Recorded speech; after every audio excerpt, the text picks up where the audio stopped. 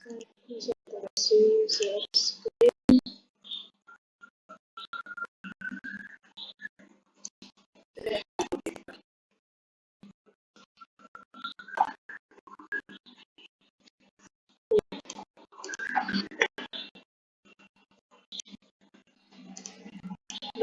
nggak bisa nggak bisa dibesarin.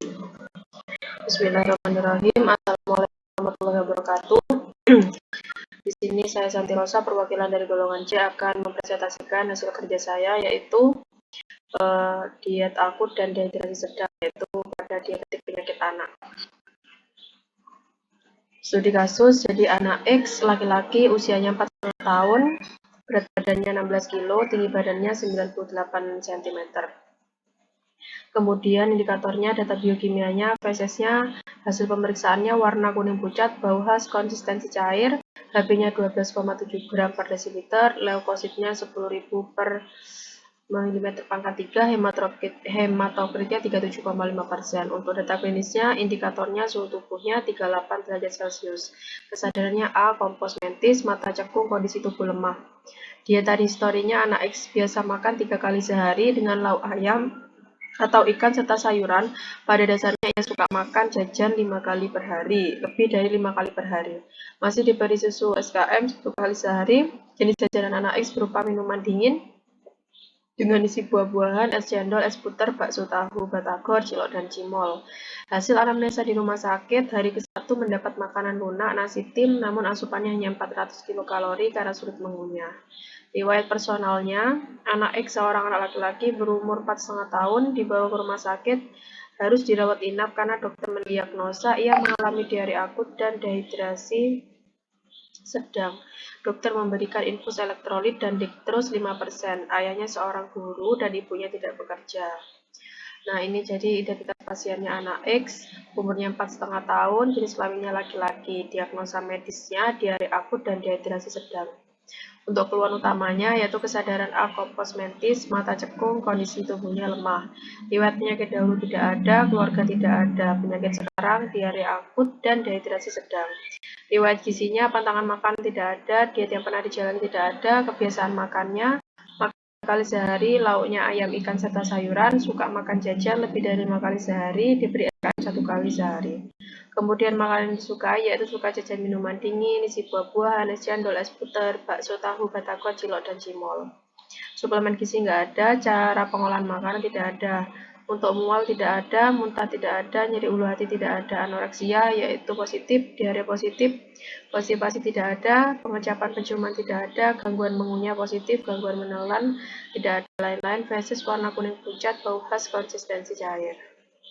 Perubahan BB tidak ada. Kesimpulannya, pasien masuk rumah sakit mengalami diare akut dan dehidrasi sedang dengan gejala feses warna kuning pucat, bau khas, konsistensi cair. Nafsu makannya menurun serta mengalami gangguan mengunyah.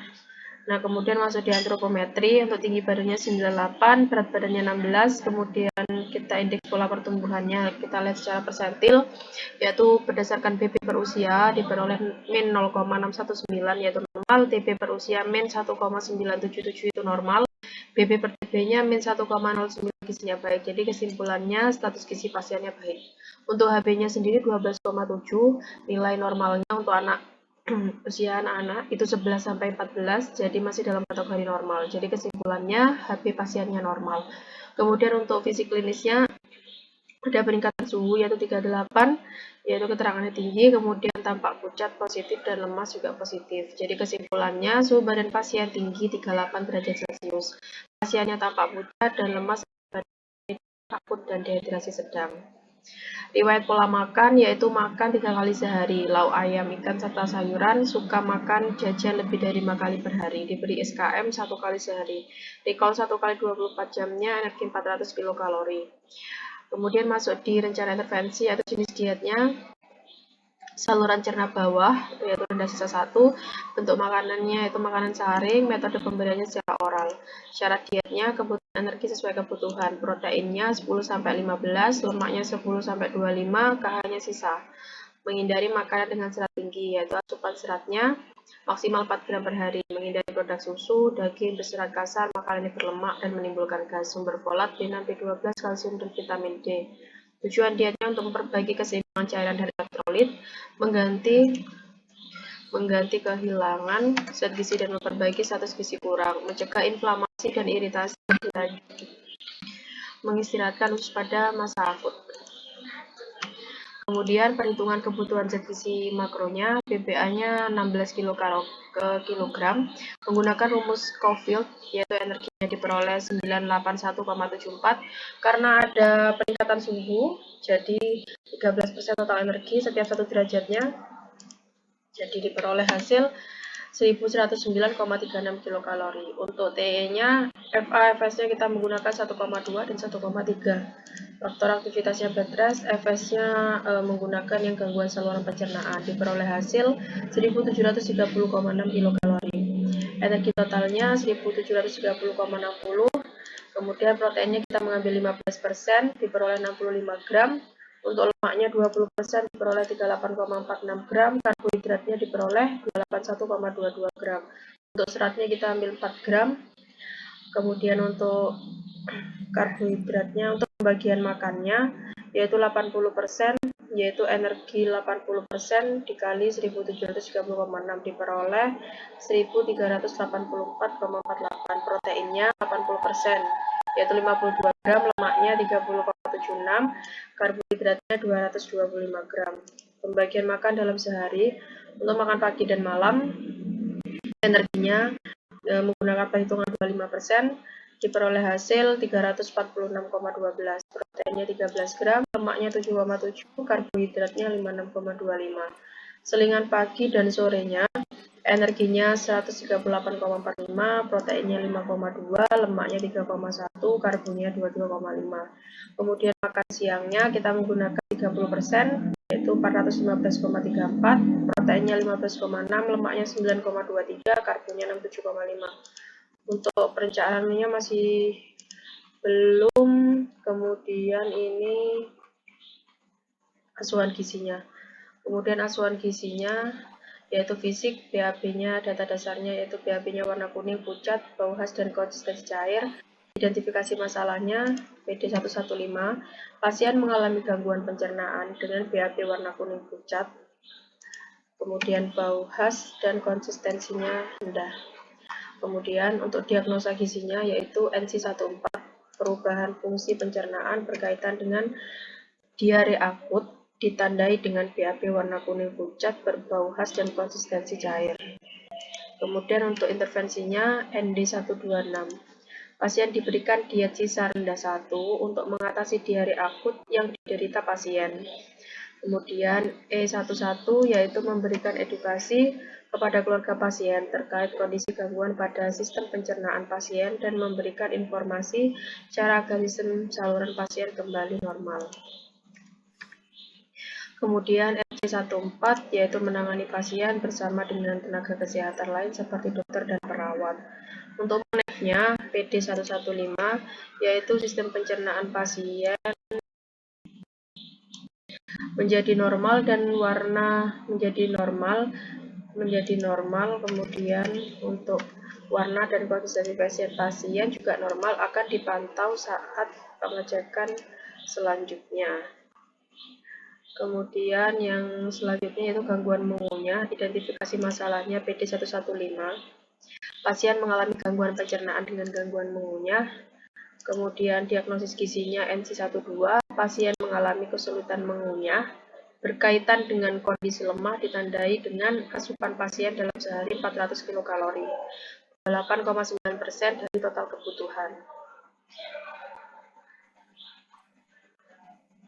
kebutuhan. Kemudian untuk intervensinya ND12, pasien diberikan diet rendah 1 sisa 1 dengan tekstur makanan saring untuk meningkatkan asupan makanan dan cairan pasien dengan disesuaikan kemampuan penerimaan pasien.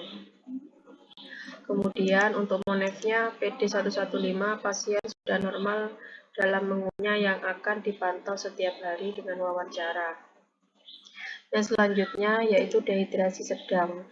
Kemudian identifikasi masalahnya Asupan cairan oral pasien terganggu. Terganggu yaitu pasien mengalami dehidrasi sedang. Kemudian diagnosanya pasien mengalami kekurangan cairan berkaitan dengan keadaan fisik pasien yang lemah ditandai dengan dehidrasi sedang oleh pasien.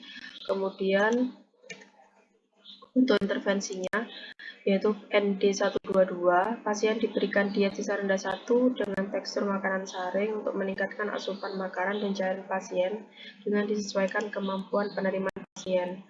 Kemudian monefnya, asupan cairan oral pasien dalam keadaan normal akan dilakukan pemantauan setiap harinya melalui wawancara. Kemudian yang selanjutnya yaitu ada klinis, demamnya 38 derajat Celcius. Untuk identifikasi masalahnya PD119, suhu tubuh pasien 38 derajat lebih tinggi dari nilai normal yaitu 36 sampai 37,5 derajat Celcius. Kemudian untuk diagnosanya yaitu NI11, peningkatan energi expenditure berkaitan dengan peningkatan suhu tubuh ditandai dengan adanya demam dengan suhu 38 derajat Celcius. Kemudian untuk intervensinya ND122, pasien diberikan tambahan energi sebesar 13% per kenaikan suhu tubuh pasien dari kebutuhan sehari pasien. RJ14 menangani pasien bersama dengan tenaga kesehatan lain seperti dokter dan perawat. Monefnya PD119 menormalkan suhu tubuh pasien dan akan dipantau secara berkala setiap kali kunjungan. Kemudian ada FH1111, pasien diharapkan mampu menerima makanan tinggi energi, akan dipantau pada pemeriksaan berikutnya metode recall 24 jam. Yang selanjutnya yaitu feses dan gangguan mengunyah. Feses berwarna kuning, terdapat gangguan mengunyah. Oh, ini belum selesai nih, Bu. Kemudian masuk ke dietary history, jajanan pasien bakso yaitu tahu atau batagor, cilok, dan cimol. Untuk identifikasinya masalah FH1223, pola pemilihan makanan jajanan pasien yang tidak sehat. Kemudian masuk di diagnosa NI21, makanan oral pasien tidak adekuat. Berkaitan dengan pola pemilihan makanan tidak sehat, ditandai dengan jajanan pasien bakso tahu atau batagor, cilok, dan cimol. Kemudian intervensinya E11, memberikan edukasi dan konseling pada keluarga pasien berkaitan dengan pola pemilihan jajanan pasien yang tidak sehat supaya pemilihan jajanan pasien menjadi lebih sehat. Untuk monefnya yaitu FH1223, pasien dapat menerapkan pola pemilihan makanan jajanan yang sehat dan tepat serta akan dipantau pada kontrol selanjutnya. Intake pasien saat di rumah sakit yaitu 400 kilokalori. Identifikasinya FH111, asupan makanan pasien kurang yaitu 400 kilokalori dalam sehari. Untuk diagnosanya NI21, asupan makanan pasien tidak adekuat berkaitan dengan keadaan fisik yang lemah dan gangguan mengunyah, ditandai dengan asupan hari pertama di rumah sakit yaitu 400 kalori. ND122 untuk intervensinya, pasien diberikan diet rendah sisa 1 sesuai dengan mengatasi diare akut pasien dan meningkatkan asupan pasien dalam sehari. Monefnya FH1111, asupan makanan pasien lebih dari 400 kilokalori dan sesuai dengan kebutuhan sehari pasien. Kemudian ini untuk SAP-nya, yaitu pokok bahasannya saluran cerna, subpokoknya diare dan dehidrasi. Sasarannya pasien dan keluarga, metodenya ceramah, video, dan pamflet. Latar belakangnya ini, kemudian tujuannya untuk mencegah pembentukan bolus yang menghalangi ketika lumen menyempit, untuk menunda waktu transit dalam kondisi diare. Untuk sumber materinya dan jurnal dan buku penuntun diet. Untuk materinya ada pengertian diare, kemudian faktor-faktor yang menyebabkan diare, ada virus, kemudian bakteri, protozoa, helmin, tanda dan gejala diare. Kemudian cara mencegah diarenya, rajin mencuci tangan, mengkonsumsi makanan yang sudah dimasak. Kemudian dehidrasi, pengertiannya dehidrasi, faktor penyebabnya gastroenteritis, stomatis, dan faringitis. Kemudian ketoasidosis diabetes, demam.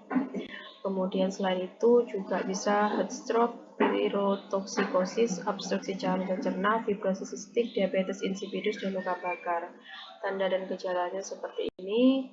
cara mencegahnya ini, kemudian diet rendah sisa yaitu makanan yang rendah serat dan hanya sedikit meninggalkan sisa.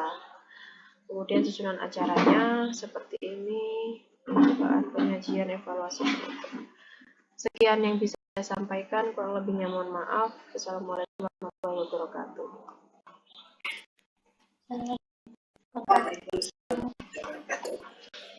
Oke, terima kasih Santi untuk paparannya. Dari teman-teman mau memberikan komentar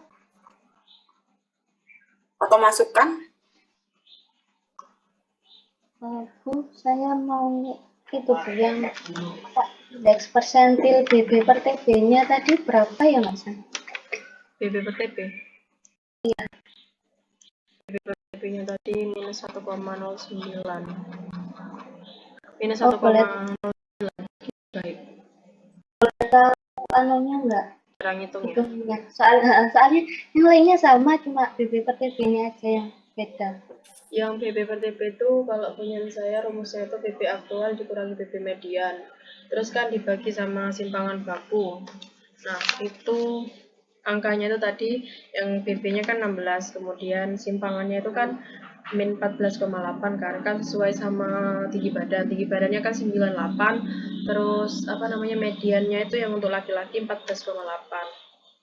Jadi 16 dikurangi min 14,8. Terus karena hasilnya positif, yang di bawah itu kan median.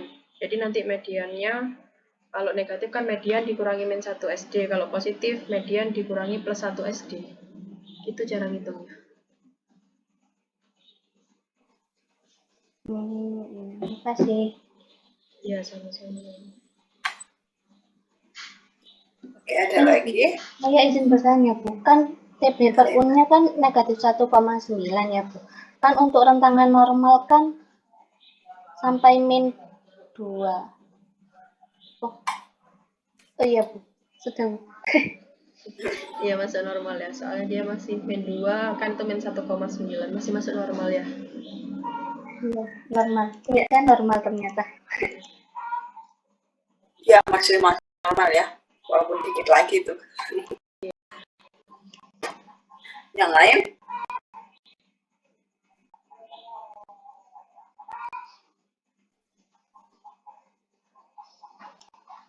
Iya Bu, saya mau tanya. Untuk makanan saring itu pembagian makannya itu sama kayak pagi, siang, selingan, terus malam itu apa kayak per 3 jam gitu Bu, kalau saring? Nah, itu sebenarnya tergantung dari case-nya. Mau dibikin 3 kali gitu juga oke. Atau mau dibikin per berapa jam juga nggak apa-apa. Kan kadang ada yang model sedikit tapi sering kayak gitu kan. Mungkin karena ini pasiennya ada masalah di menelan masalah, kemudian asupannya sangat sedikit, kita coba pakai yang sedikit tapi sering dulu ya. Oh baik Bu, jadi per 3 jam ya Bu? Misalkan 6 kali kayak gitu. 6 kali berapa jam? Dibagi 6 per 4 jam. Ya, tapi ini perlu diperhatikan juga kan nanti pasti ada waktu tidurnya pasien kayak gitu kan. Jadi beda dengan ketika makanan air itu yang diberikan secara enteral, yang kira-kira orang di mana, kayak misalkan orang di ICU gitu kan, di ICU kondisi nggak sadar, kadang-kadang kan kita jam 11 malam pun ada makanan diantar, kadang-kadang ada kayak gitu lah. Ini maksudnya tetap memperhatikan jamnya si pasien, itu nggak yang serta-merta tiap 3 jam, nanti ujungnya ada jam 1 malam diantar, ya jangan gitu kalau yang ini.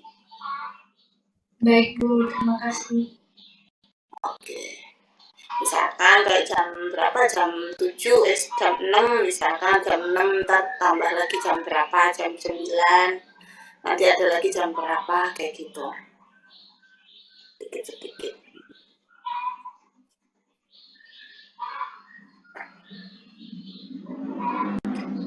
Ada lagi?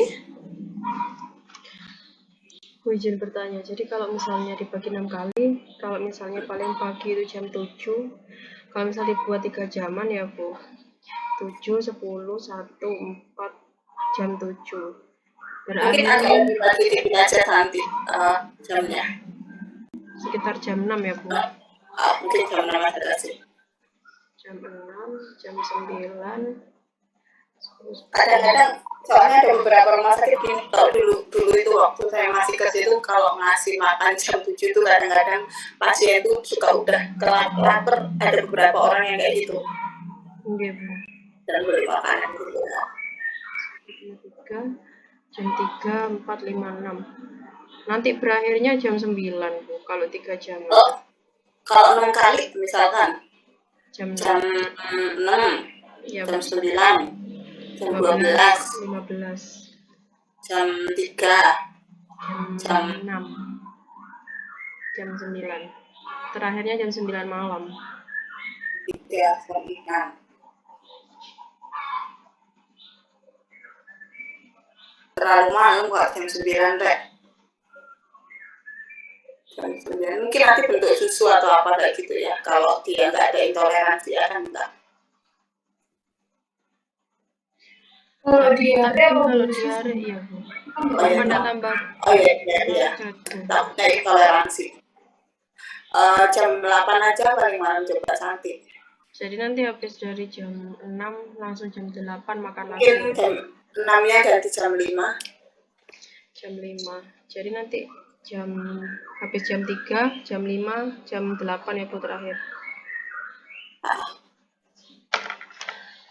Jadi nanti untuk kebutuhannya kan tidak perlu dibagi. Berarti tadi setelah dikali 80% langsung dibagi sama rata, dibagi 6 berarti ya Bu ya? Ya.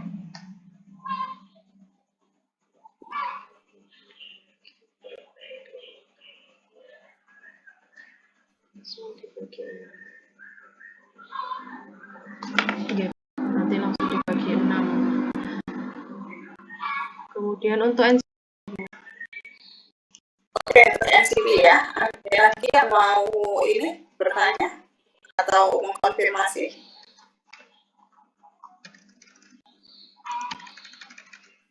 Coba perhitungannya dulu Santi, perhitungan di atas. ini Bu perhitungannya. Oke, ada sampai atas coba dari awal preskripsi dulu. Ini Bu.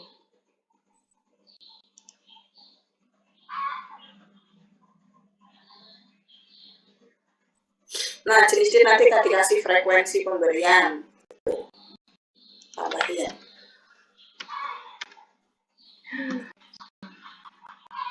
Terus di setelah metode aja. Oh iya Bu. Frekuensi pemberian. Biasanya kalau di preskripsi diet kan ada jenis dietnya apa, bentuk makanannya, metode pemberian makan sama frekuensi pemberian. 6 kali secara bertahap Bu. Oh, terus Syarat diet.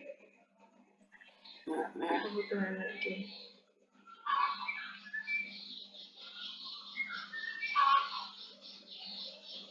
jam karbohidrat sisa dari kebutuhan sehari, karbohidrat cukup gitu.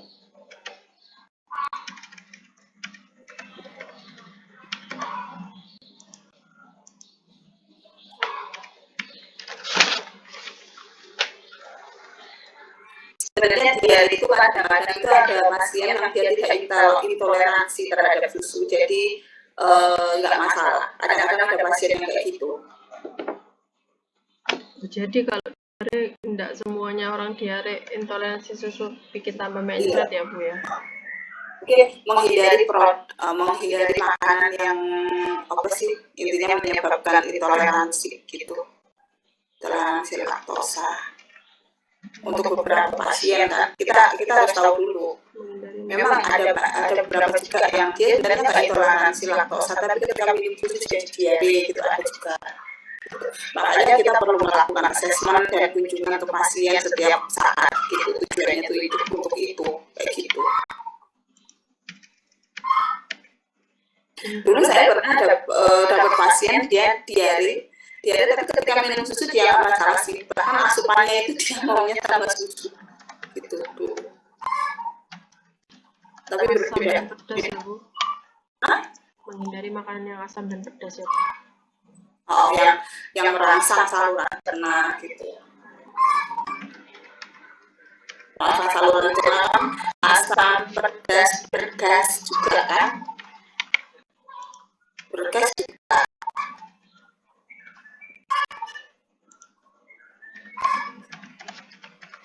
Tapi nanti coba ambil dicek lagi cantik. Ya Bu, ini tadi lihat itu di penuntun diet dan terapi gizi ini Bu, yang punyanya Asdia di Simpat ini Bu. Saya tadi lihatnya di sini Bu. Oh, oke. Ya.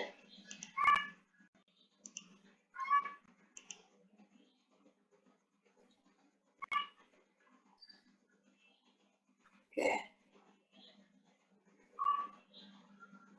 Nah, terus ke bawah. Stop. Energi. Itu belum energi Santi namanya. Yang atas. Nah, BMR ya Bu. BMR bukan energi. Ya, BMR. Kalau energi kan udah dikali faktor aktivitas kali faktor stres kan? TE Nah, ya jadi Bu. itu juga bukan energi plus 13% energi, tapi BMR plus 13% BMR. Jadi plus 13%. Yang ngomong RMR kan? Ya. Oke. Basal metabolik rate ya Bu. Iya.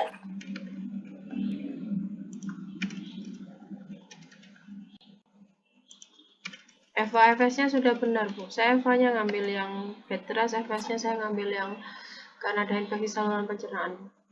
Oke, boleh. Betul. Energi total.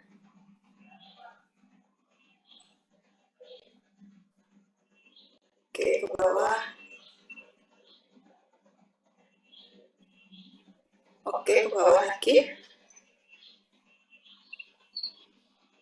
Ya. Dah ini pertanyaan kalian ke pembagiannya ke bawah lagi dah. Langsung. Oh, belum. Belum. Menunya masih belum Bu tadi Bu. Masih kejar NCP-nya dulu tadi Bu. Oke, nggak apa-apa.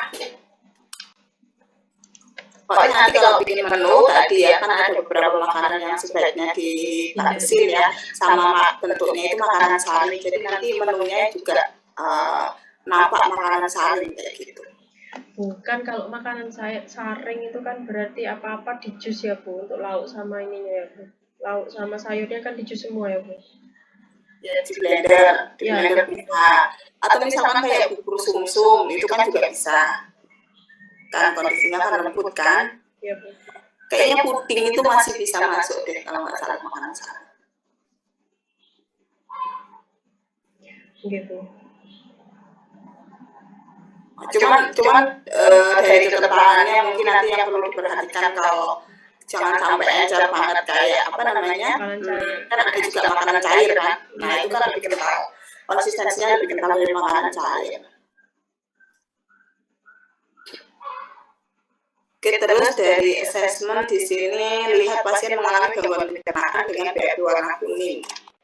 Di sini mulai dari fisik klinis ya. Kita lihat dulu soalnya.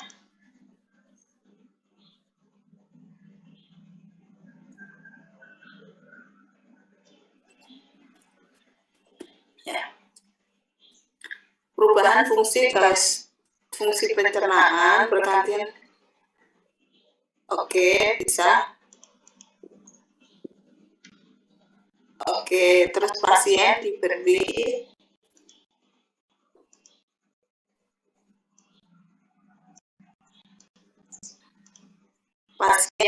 diet terbest sisa 1. Oke. Memberikan edukasi pada pasien terkait dengan gangguan pada sistem pencernaan pasien dan oke. Terus sama juga mungkin konseling juga bisa ditambahkan. Di mana Bu? Di mana? konseling terkait dengan penerapan menu-menu makanan. Kayak kan kita perlu juga ketika kita memberikan itu, kita perlu juga memberikan terkait dengan menu makanannya itu seperti apa yang baiknya kayak gitu. Itu di apa Bu? Di mana Bu? Intervensi. Ini RC14 menangani pasien bersama dengan tenaga kesehatan. Oke, nggak apa-apa. Kodenya yang Terus? berapa ya Bu? C2 kalau nggak salah konseling. Berapa Bu? C2. T2. C di atasnya RC, nulisnya di atasnya RC sampai. C2. Oh, C2. Nanti kamu lihat aja di Ini tentang konseling ya Bu? Iya. Pokoknya jadi di situ tuh kamu juga sambil memberikan motivasi. Kan kalau di konseling kan ada kayak gitu kan. Kita ngasih strategi gimana sih supaya pasien itu bisa menerapkan dietnya, terus supaya bisa pola makannya benar, terus kita ngasih motivasi supaya dia bisa gitu untuk menerapkan.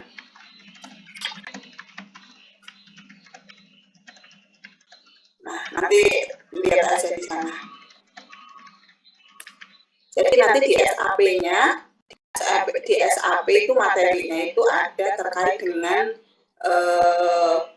tentang saluran cerna, kemudian ada diet saluran cerna ya tentang penyakitnya, terus tentang diet saluran cerna, terus kemudian ada contoh menunya, terus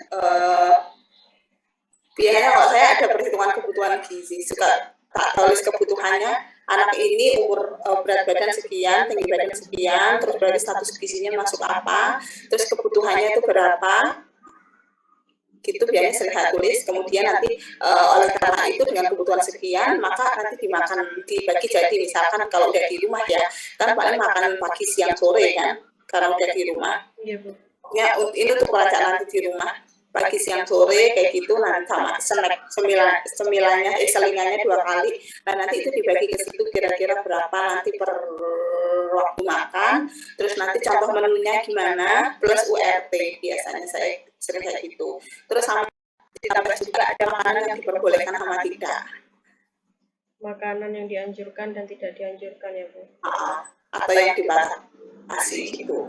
Biasanya itu suka ada di satu lembar leaflet. Terus biasanya nanti saya ngasih satu lagi ada tambahannya itu di leaflet itu isinya DBMP. Di DBMP kan ada list bahan makanan kan. Di leaflet yang sebelumnya tetap ada tuh makanan yang dianjurkan dan tidak dianjurkan tuh ada tulisannya. Tapi di bagian DBMP biasanya saya tetap tambahkan. Oh makanan ini coret mana yang misalkan nggak boleh dicoret, kalau dibatasin ya ditulisin aja keterangan dibatasi kira-kira sehari berapa atau seminggu berapa kayak gitu. Kalau dibolehin dibiarkan. Biasanya kalau dulu saya begitu.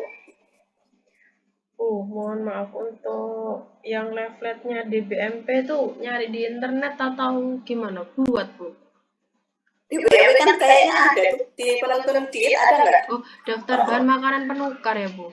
Iya. Ada kan? Ada Bu. Nah dulu itu saya pakai itu tuh buat nanti makanan yang dibolehin, dicoret gitu. Daftar bahan makanan penukar. Cuman kalau di rumah sakit kan masa iya langsung kopi ya gitu kan nggak bisa pasti diketik ulang. Iya. Itu saya info aja terkait dengan hal itu. Jadi kira-kira kalau misalkan ada edukasi atau konseling itu nanti mencakup hal itu. DBMP-nya itu disesuaikan sama penyakitnya. Misalnya di internet ada yang DM, berarti nanti disesuaikan penyakitnya Bu, saluran cerna gitu ya Bu. Kalau DBMP sih secara umum sebenarnya, secara umum kan. Jadi biasanya kalau dulu saya itu yang disesuaikan penyakitnya kan ketika kita melakukan konseling itu ada 2 lembar kan. Ada 2 lembar kayak leaflet. Yang satunya itu leaflet khusus penyakit tersebut, yang satunya itu leaflet DBMP. Jadi yang terkait penyakit tersebut, misalkan dia penyakitnya DM, sekarang ambil leaflet khusus DM. Di DM itu ada penjelasan terkait dengan DM, diet DM, terus makanan yang dianjurkan dan tidak dianjurkan, sama contoh menu tadi. Tetap plus ke perhitungan kebutuhan si pasien itu tadi, kayak gitu. Terus di lembar kedua itu ada DPMP. Nah, di DPMP itu saya ngejelasin kadang-kadang kan kalau di makanan yang dianjurkan dan tidak dianjurkan di liver kan biasanya kan agak secara umum nggak sampai detail banget kan. Yep.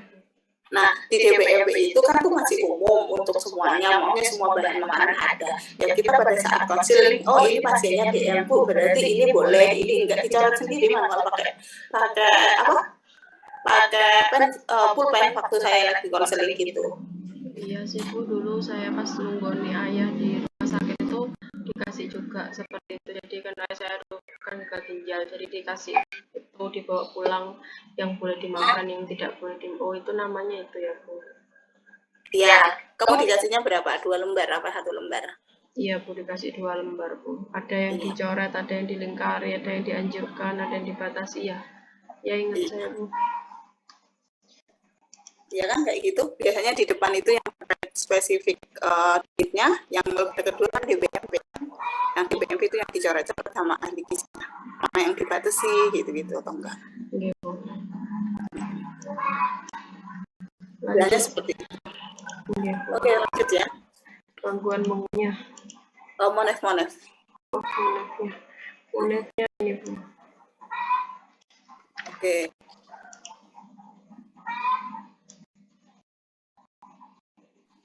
Pencernaan pasien menjadi normal. Kalau enggak langsung aja. Di sini kan warna feses ya. Ya, Feses pasien menjadi normal dan konsistensinya itu tidak cair, yang akan dipantau pada kunjungan berikutnya.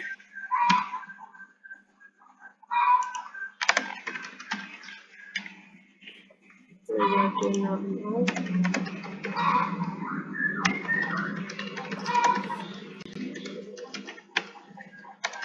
Feses pasien menjadi normal dan konsistensinya cair. Konsistensinya tidak cair. Ya. Iya Bu. Sudah ya Bu. Oke, terus yang berikutnya. Oke, Gangguan mengunyah. Pasien mengalami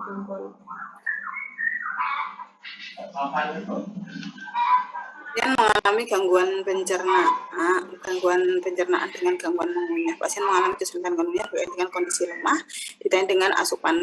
Oke. Pasien diberikan tanda sisa dengan tekstur makanan saring. Nah, pasien diberikan diet tanda sisa 1 dengan tekstur makanan saring yang diberikan secara oral. Nah, untuk meningkatkan sonokan daya. Oke. Pasien sudah normal dalam mengunyah dan akan dipantau setiap hari. Oke.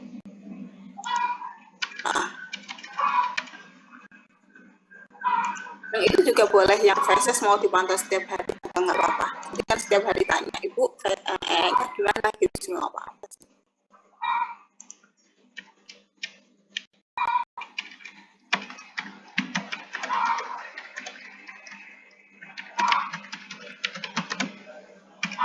wawancara, Bu. Sudah ya Bu, berarti langsung dehidrasi sedang. Asupan cairan oral pasien terganggu, mungkin bukan terganggu, tidak adekuat.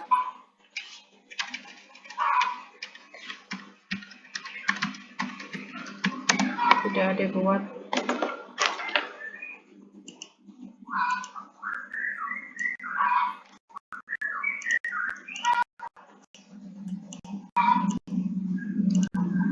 Pasien mengalami dehidrasi berkaitan dengan Fisik pasien yang lemah, ditandai dengan kondisi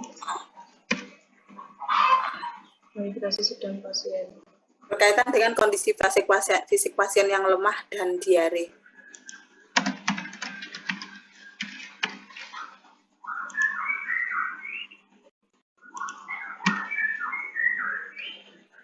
Asupan cairan oral pasien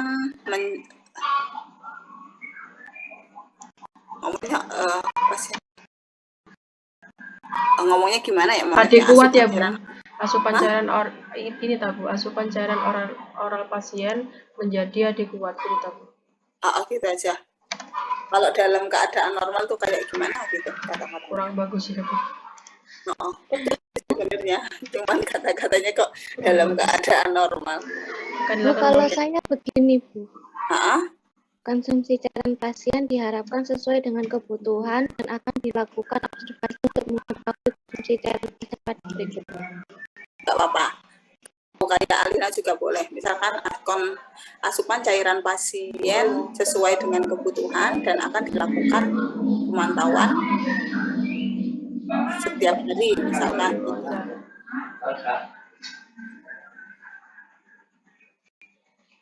Terus tadi intervensinya lupa. Pasien diberikan diet canda 1 dengan tekstur makanan sehari untuk meningkatkan asupan makanan dan cairan pasien yang disesuaikan kemampuan. Ya, kita aja dulu. Kemudian finish. Ini enggak ini demam. Ya, tadi fisiknya dulu. Ya. Oke, peningkatan energi ekspenditur berkaitan dengan peningkatan suhu tubuh ditandai dengan bisa. Peningkatan berkaitan dengan bentar ya. Kok peningkatan suhu tubuh?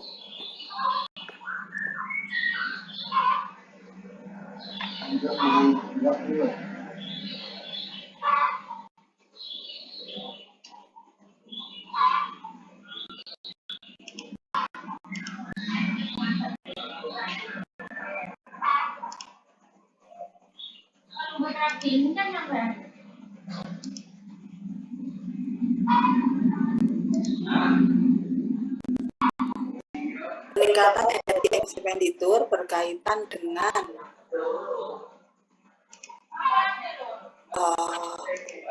bukan ya. Udah gitu aja, betul dengan peningkatan suhu tubuh ya. Ditandai dengan adanya demam. Oke, betul nanti. Pasien diberikan tambahan energi sebesar pasien diberikan diet dengan tambahan energi.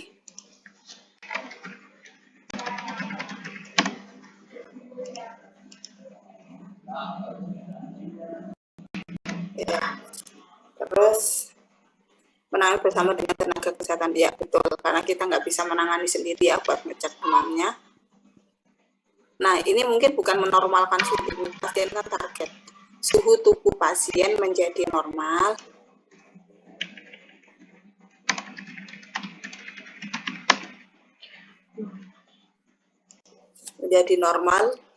Nah, misalkan bisa juga di dalam kurung berapa nilai normal suhunya.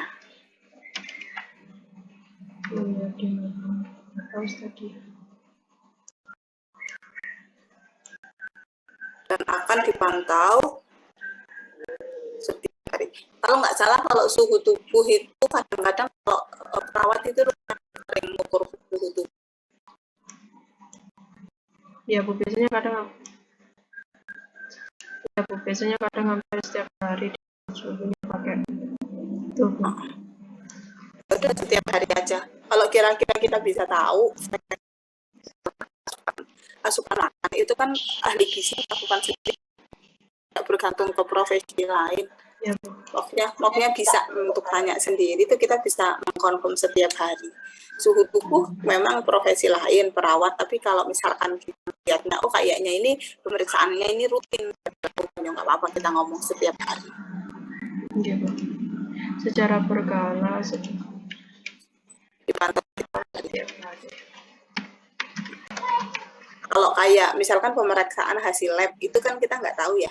Kadang-kadang kan kita nggak tahu kapan mau diperiksa gitu kan. Dan itu juga kita harus melihat dari rekam medis pasien ya hanya. Kita nggak bisa ngomong ini diperiksain dong hasil labnya gitu kan, nggak mungkin kan. Jadi kita kalau kayak hasil lab kita bergantung pada hasil apa yang ada di rekam medis pasien. Jadinya kalau misalkan nanti hasil laboratorium ya kita berarti di pemeriksaan berikutnya gitu.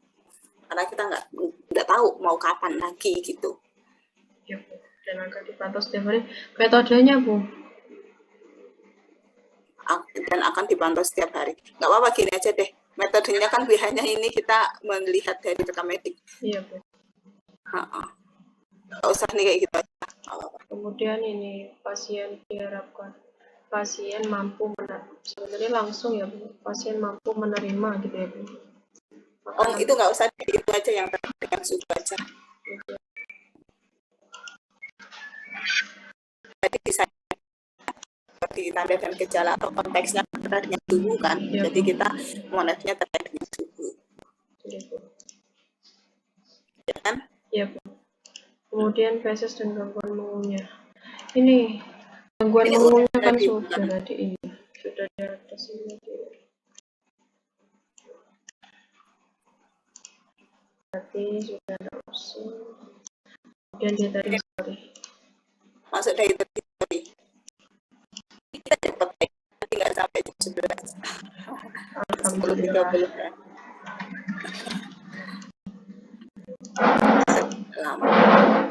Nih, jajanan pasien bakso tahu dengan pola pemilihan makanan jajan pasien tidak sehat. Mungkin yang ini bukan, kan ini terkait dengan kebiasaan kan, bagian dietary history yang bagian memilih makanan jajanan itu kan terkait dengan kebiasaan, ya enggak? Iya Bu. Jadi kita masuknya ke NB, nutrition behavior. Kalau kita ngomong yang makanan oral pasien tidak adekuat, maka nanti di sini tandanya di assessment-nya itu adalah terkait dengan asupan. Kita bisa tahu bahwa asupan pasien, misalkan kayak gini, ini di soal itu kan hanya 400. Terus kita kan udah ngitung kebutuhan kan, kebutuhan totalnya berapa energinya? 1.500-an. 1.500. Iya Bu.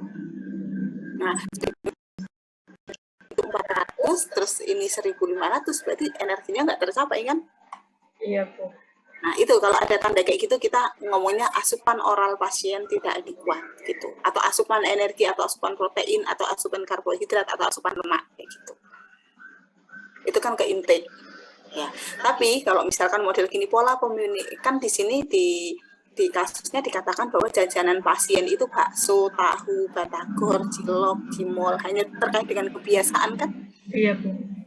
Kita nggak tahu, kita nggak bisa ngomong makanan misalkan nih dengan data pola pemilihan makanan jajan pasien tidak sehat ini yang jajan pasien bakso, kita mau ngomong makanan oral tidak adekuat lah, emang di sini ada tandanya kan? Nggak ada.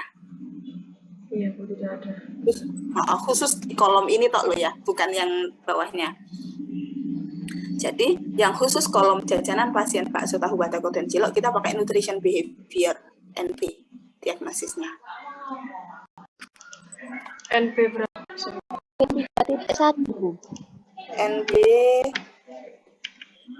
bukan NB 1.7 ya, pemilihan makanan yang salah. 3.1 apa? Ali.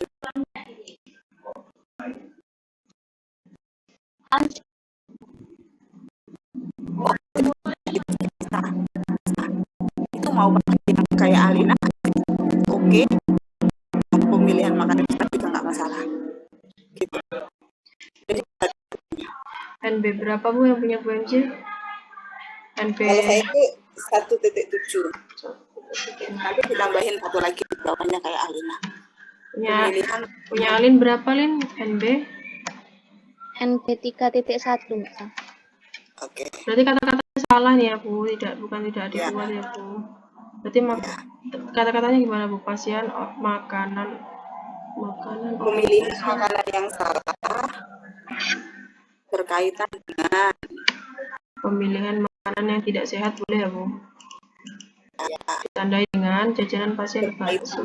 Berkaitan dengan dulu. Ya, ditanda berkaitan makan tidak sehat.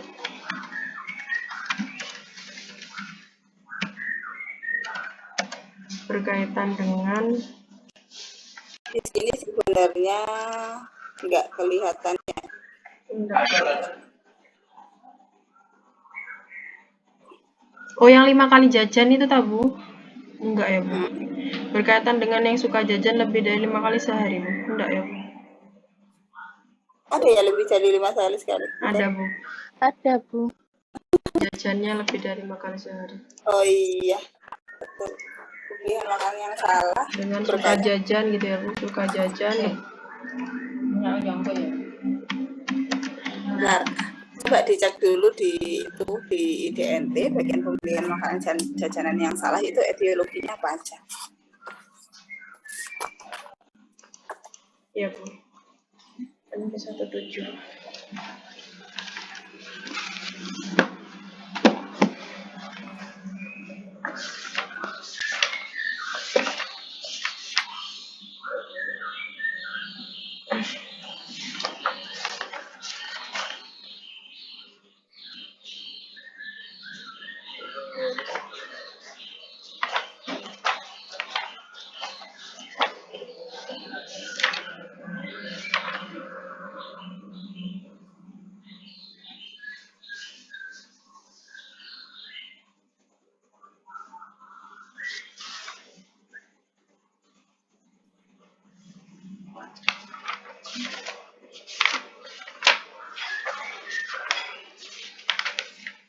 Nah, di sini sebenarnya di kasusnya yang agak kurang ya.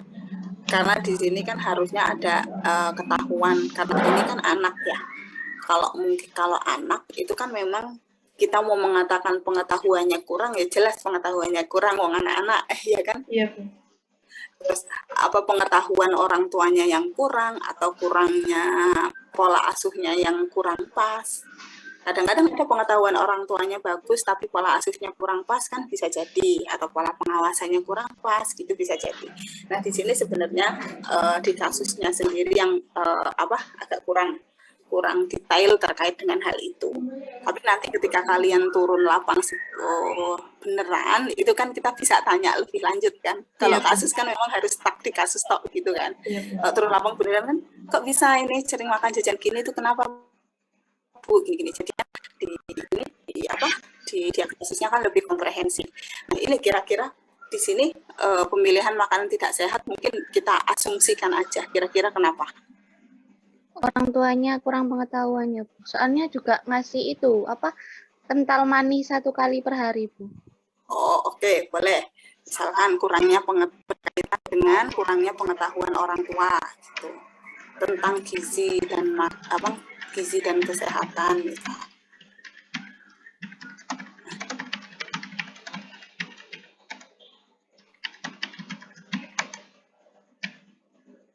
Ditandai dengan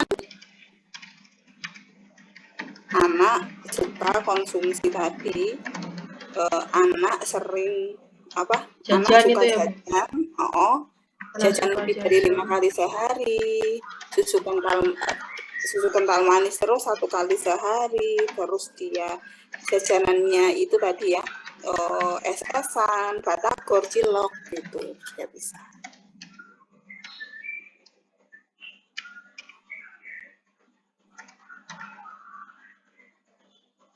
Oke. Terus yang Alina yang NP 3.1 gimana Alina kata-katanya? Saya gini, Bu. Asupan makanan yang tidak aman berkaitan dengan kebiasaan jajan sembarangan dan mengkonsumsi kental manis yang ditandai dengan itu, Bu. Suka jajan lebih dari 5 kali sehari, kemudian jajanan bakso, es, batagor, cilok, dan cimol gitu, Bu. Oke, boleh. Tapi bagian kental manisnya dihapus aja mungkin Alina. Baik, Bu. Berkaitan dengan tadi. Gimana Alin, asupan makanan yang tidak aman berkaitan dengan kebiasaan jajan. Hampir sama-sama yang atas, Mbak. Kebiasaan jajan sembarangan ditandai dengan itu jajanan pasien bakso, tahu, batagor, cilok, mall, terus dia jajannya dari 5. SKM-nya dihapus ya Bu.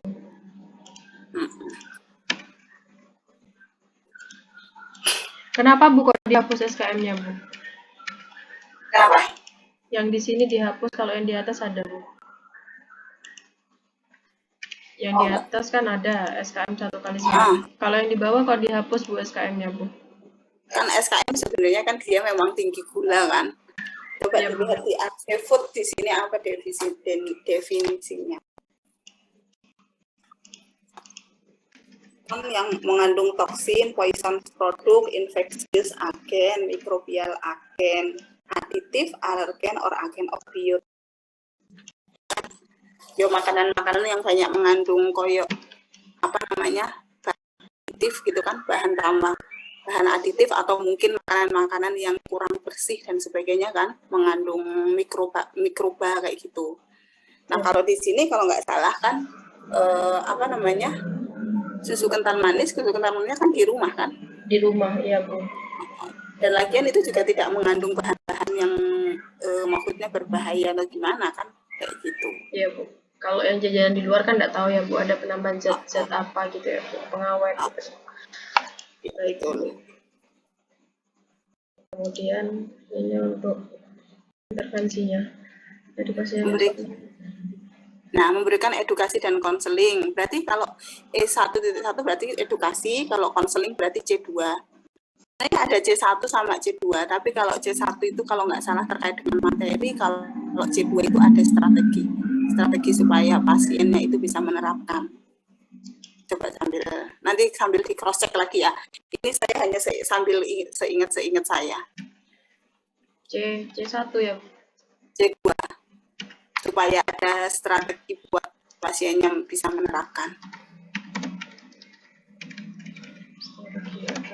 Berikan konseling, intinya konseling pasien, intinya konseling sih. Tapi nanti konseling terkait apa? Nah, di situ perbedaannya C1 dan C2 itu.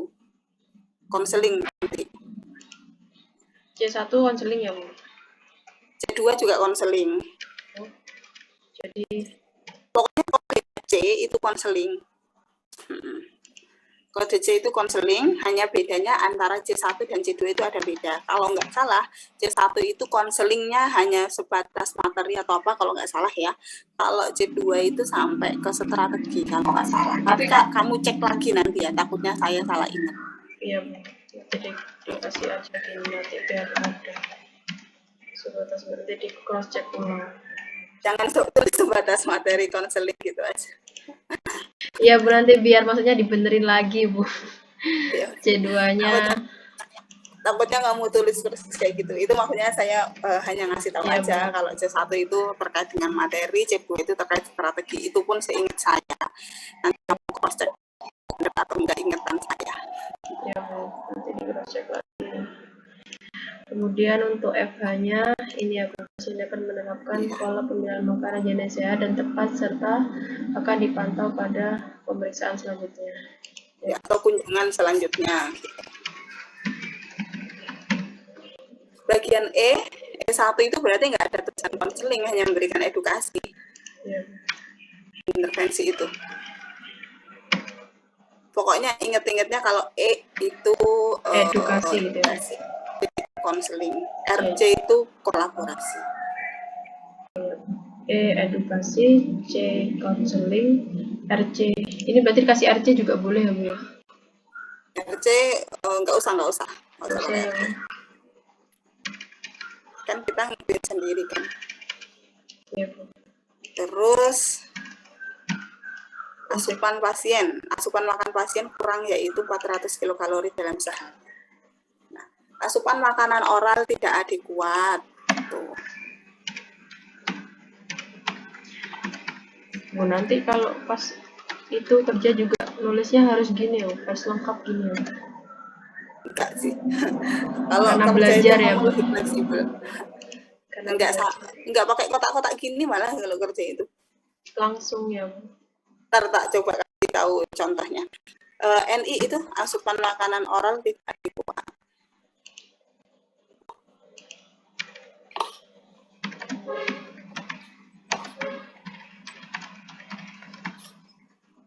Berkaitan dengan apa? Keadaan fisik yang lemah dan gangguan mengunyah. Keadaan fisik yang lemah dan gangguan mengunyah. Ya, betul. Asupan hari 1. Ditandai dengan asupan hari 1 yaitu 400 kilokalori. Ya.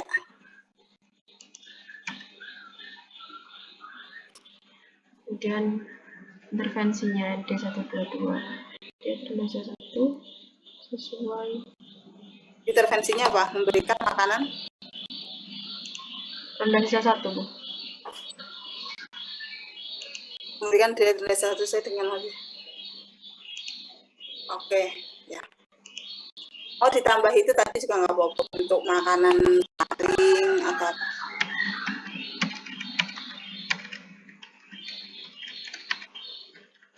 kayak yang tadi atas itu juga boleh.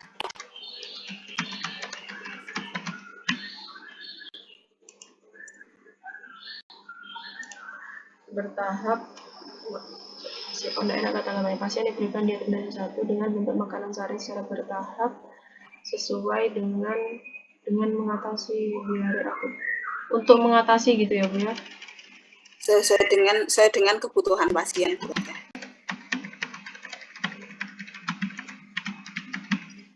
Kebutuhan pasien ini Ya. Terus modelnya gimana berarti? asupan makanan mencapai normal. Ya, sesuai dengan kebutuhan. Ya. Asupan makanan pasien sesuai dengan kebutuhan.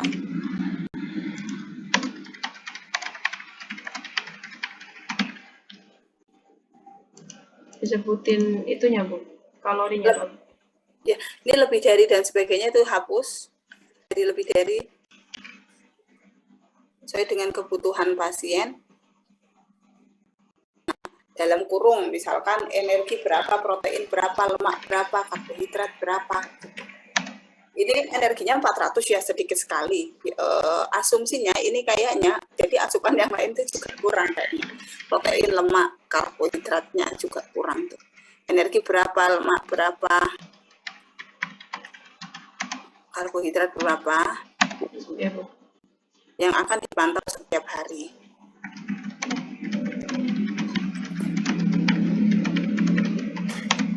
Bu mau tanya. Oke, Dewi.